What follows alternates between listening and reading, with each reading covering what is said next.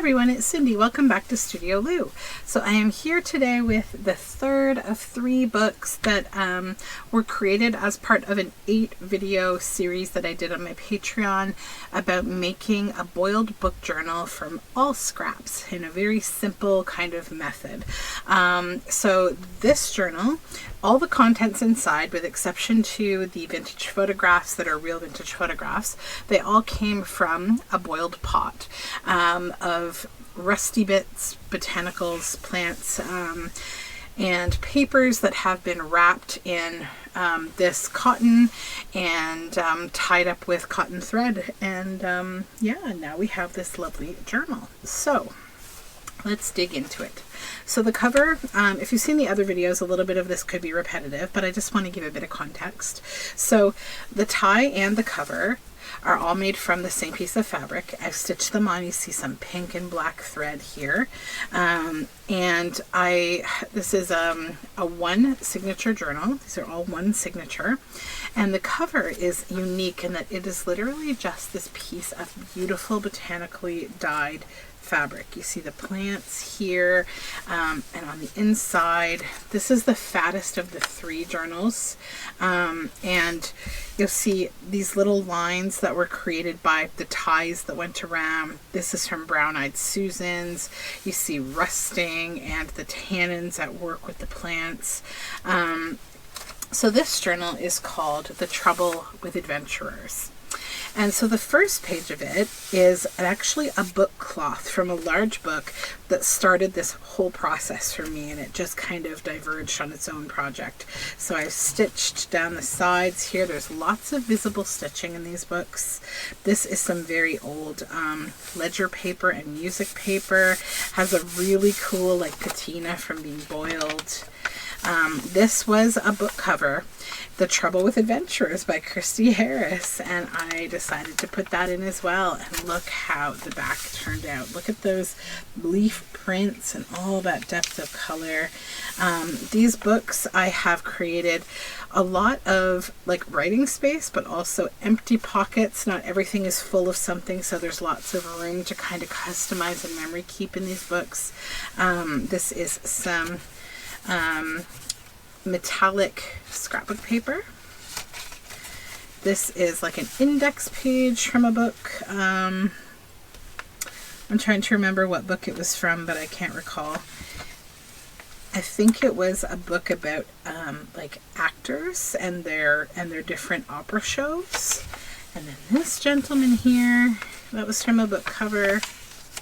So I've used these vintage photographs from the Coley family of Waterloo, Ontario, that are mostly from the 1930s and 40s, some are from the 50s, and I've stitched on these rusted threads that we tied up our bundles with. And the ephemera that I've made is actually very simple, beautiful dyed paper, botanically dyed and boiled. We have this gold paper back here, and that's a tuck spot for that beautiful piece of paper. Again, some plain pages that you can just paste things down, paint, you know, make the book your own. This could be a little tuck spot for something small. You'll see that the signatures are interesting. They've been stitched together in a little bit of Frankensteining, lots of long threads. All the stitching is done with black thread, so it is visible. This is a tuck spot here. It has this piece of ephemera inside. So you'll see that the ephemera, this is ephemera that I made from the scrap leftover pieces that didn't become part of the signature. So some writing space here, writing space all back here, and it's just simple pages that have been sewn together. On that old map, this is a tuck spot made from handmade paper. This is a pocket made from music paper with some simple coffee and botanically dyed paper inside. This is a stamped lighthouse. It's a little tuck spot. This is a technical drawing that makes another tuck spot for this beautiful rose petal botanically dyed construction paper. And down here we have a pocket with this little piece of ephemera that also just tucks in here. So it's kind of a little hidden space. And this is like a belly band. Over here, this is Jack, and he is standing outside in this field, and this is a tuck spot for another lovely piece of dyed paper. And we have a tuck spot here. This is another of those freeform scrap pieces of ephemera. We've got some fun baking paper back there, parchment paper. And that bit of map just kind of overhangs the pocket. Writing space with fun botanical marks. This is a tuck spot here. You could also tuck something here. A little flappy of just technical drawing, and then a tuck spot here. Some map here that actually is another tuck spot. In here, big long tuck spot. And then this photograph here of her standing beside a bird feeder with more of that rusty thread there. None of the rust or any of the botanical kind of color will come off on your hands or anything like that. It's not going to do that. This is some more botanical dyed paper. Just if you're unfamiliar with, botanical dyeing, you might be wondering like, that looks like it could stain my hands. It won't. This is a little interesting kind of up in the middle of nowhere tuck spot. It's got some really cool color on it. It's hard to see maybe on camera, but this is one of those fun pieces of ephemera, different and simple, and that tucks in there. And then this is kind of a collage of like book pages, handmade paper, jelly printing, an anatomical diagram, a bird, some beautiful botanical markings, lots of stitching. This is a tuck spot. We've got some fun kind of like steno paper there. I've stitched some tickets on here. This is another little tuck spot. This is a tuck spot, another technical drawing and behind, and I've added a little eyelet there for this one. This pocket here with these two lovely girls, and this beautiful rose petal dyed paper. This page is kind of stitched together. As you can see, it's a little bit Frankenstein. We have like an architectural diagram here. This is got some moths on it, and it's some really fun handmade paper, and it tucks in here. And then you'll see it over here because these are two pages that have been sort of stitched together. And then we have an empty pocket here made from a vintage photo. And a little tuck spot with a little piece of botanical paper in it. This was a stamp of this is actually a stamp of the Canada Arm from when I used to go letterboxing. I kind of reused my stamps that I collected during that time. This is like a waterfall of like all different scrapbook papers that are all stitched together. Just extra writing space. This is a beautiful painted children's book page, and this is stitched on here for some handmade paper, and we're at the center of the signature. That waterfall of papers again. Those are all shibori papers. This was like from a vintage book subscription. Like you could fill this out to receive information from advertisers in an old book set. And then this is some architectural drawing. It's a tuck spot for this fun piece of paper here. It's like a journal card. It's got a little hole punched in all four of the corners just for some interest. Makes it feel a little more like industrial, kind of like this book overall sort of feels. And then another vintage photo here of this girl sitting outside of like a hardware store. And it holds on to this beautiful piece of paper that's been dyed with roses. Some nice shiny paper. These are all stitched together. Bit of a tuck spot here. You can really see the rust and the leaf marks there. This little pocket of the Coley family here. And this is like a little notebook with some interesting dyed papers.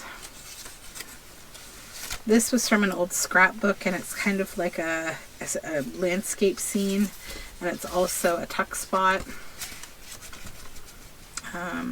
Oh, it has any, no. Oh, it does have ephemera. I'm sorry. See, this is the funny thing about this book is the ephemera is actually so different that it's made in a way that's just very different. And I've stitched on some old ledger paper there. So just extra writing space. Some blue paper here creates this pocket for this piece of beautiful paper. And there's a map in behind. So it just tucks down in there. Stitched on page here with kind of a tuck spot here or here. You can decide if you want things to go up or down. This has just been stapled onto this beautifully marked page from the Botanicals. Some rose color there, and then just a bunch of pages kind of all connected. Lots of stitching and diagrams. This is a little tuck spot here that holds on to this interesting piece of ephemera. That's some tin foil, and I've eyelided this all together. There's coffee dyed paper, grungy rose paper, and that just tucks on in here. There's some stitchy pages. This is really cool. This is actually parchment paper, and it got really neat when it was in the boiling pot. See how the pocket looks? And then inside the pocket, I made a tag out of this beautiful paper with some tin foil stapled to the top. And that's still a little transparent, you can see. And then another tuck spot created by these two bits, and this says Cinderella. And then this is like a piece of fun ephemera. So it's like it has a pocket on each side, this side and on this side, but it's also used for writing space. It's got some florals and graph here, and this over here is like some old math book, and so that just tucks in here.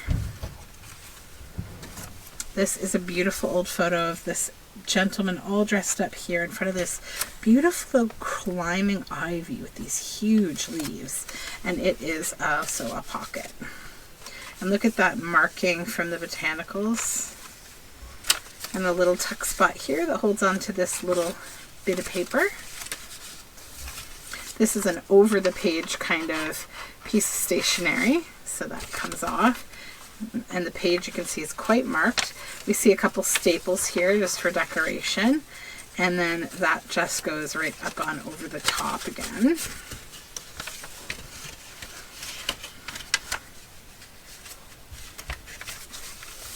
A tab on this little piece of paper, very marked up from the Botanicals.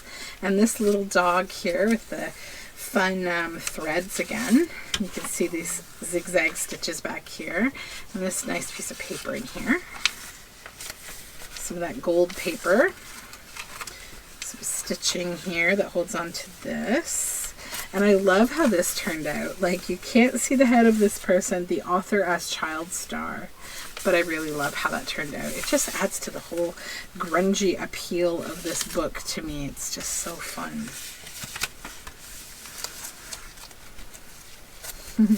This is very plasticky and cool. Another vintage photo. This is of Mary sitting on the stairs, and it's on this paper, and we've made a little notebook here out of these beautiful papers. The Canada Goose, some music paper at the back, and this is the other side of that fun book cloth that was from the book cover that sort of started this whole process.